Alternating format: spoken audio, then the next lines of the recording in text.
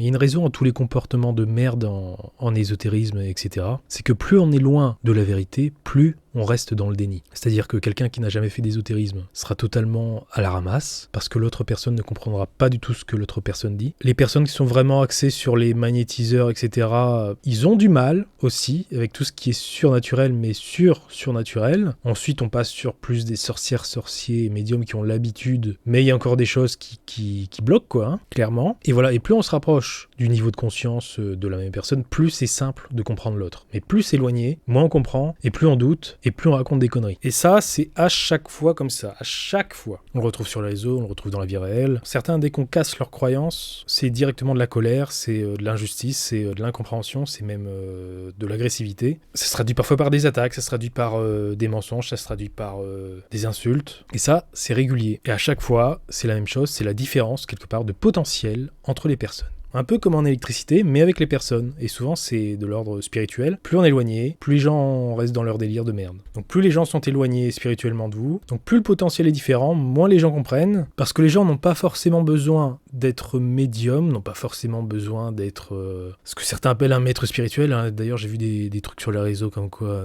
les maîtres spirituels, c'était des violeurs, c'était des gourous, etc.